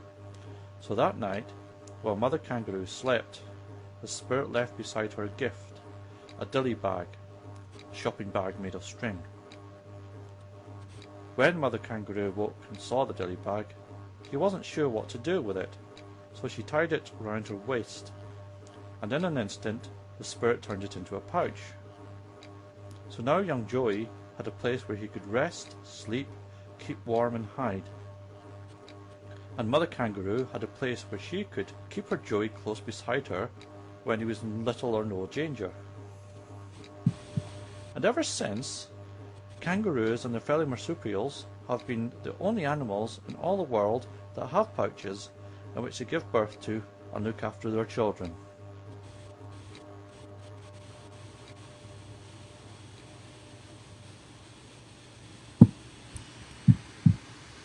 Yes, party people. There are different ways of doing different things, and pay attention to the wind. Pay attention to the elements. There are several videos like that that give folklore definition or a different kind of conversation for our young people to understand the so-called realities of life or biology of life or whatever it is. I think anytime you bring spirit into the conversation, and our connection to the higher force energy, I don't think you can ever be wrong in that way. So we'd like to say to you, Mr. Vitz. Yes. Oh, you I think still here? it's around. Yes, of course. That was a Where test. would I go? I don't know. It's 2 hours. Where would you go? Where would anybody go for 2 hours? We're gonna say peace now for sure, for sure, for sure. Yes. I think it's also around full moon time. So just coming back to the elements you were putting out and the folklore, connecting to the moon and to prayer and to stars. My father taught me the Big Dipper, and that's always been an important symbol for me from that time. So there's so many ways to inspire our little ones, as you were saying, Spirit. On that note, thank you so much for staying with us. If you're still with us, you're amazing. But there is so much. Hey, listen, if you're still with us, hit us up. We want to organize with you. Because if you can stay through that whole thing from beginning to end, we actually probably should be talking. So hit us up. Party people, we love you. Oh, we see the hearts. We see the yeah. Cool. All power to the people. Pa'lante, mi gente. We got this. We doing this. We'll see you soon on the other side. Flip side, we are signing off. 1010 WINDZ International. 1010 WINDZ National and International on Mondays, 10 p.m. Catch us, see us, be with us. We hug you virtually, in the flesh, however it may be. Our souls have meshed. Peace out.